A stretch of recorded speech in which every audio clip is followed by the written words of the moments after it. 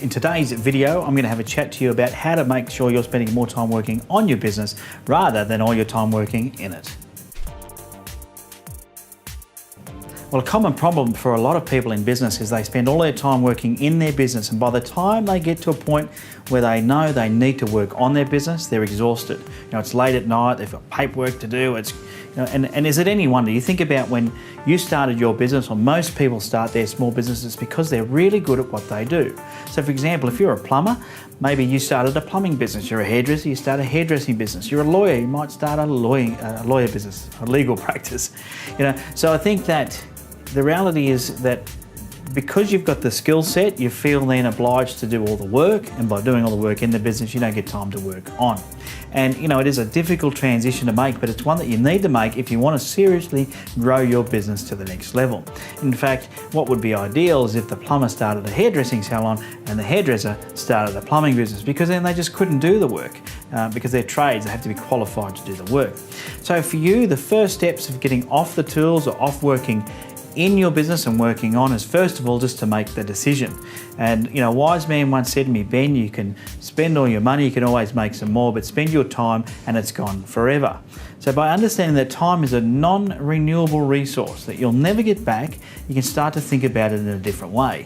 And that is that if you spend your time working on your business, I ask you this question: would your business be more successful? Would you be more successful? And would you have a better lifestyle? I can almost guarantee that the answer is yes, because when you work on your business, you're going to make sure you maximize the results and you're going to get much more profit. You're going to be working less hours and life's going to be a little bit easier. Whilst you're working in the business and you're the one that's putting out all the fires and you're the one doing all the work on the tools and the customers are ringing you can't go on holidays. Am I painting a bit of a picture? Probably something that maybe you're even living through right now. So here's the tip. Grab yourself a pen and paper, and in your diary, every single day, write down what it is you're doing every 30 minutes. Just so you can get an idea of what are the tasks that you are doing, so you can have a look through those at the end of 2 weeks and decide what it is that you don't actually have to do. So I'll give you an example. Imagine you're doing the invoicing at night. You go, well, is that something that you have to do? Is that something that you could outsource to a bookkeeper? Yeah, I know a bookkeeper is going to cost you $40, $50, $60 an hour, but that's probably a better use of your time is then relaxing or working on the business rather than getting the bookkeeping done. Rejuvenating yourself would be one thing that would be important to your efficiency, or maybe then putting together a marketing plan or a business plan or doing some team training or something rather than doing your book. Something that's going to make you more than $60 an hour. Another example, you might be taking your money to the bank each day and doing the banking or taking the rubbish out. It could be something so simple like making your own coffees. You could leverage it and get somebody else to do that. The reality is you got to say to yourself, what would it cost me to replace me doing that job?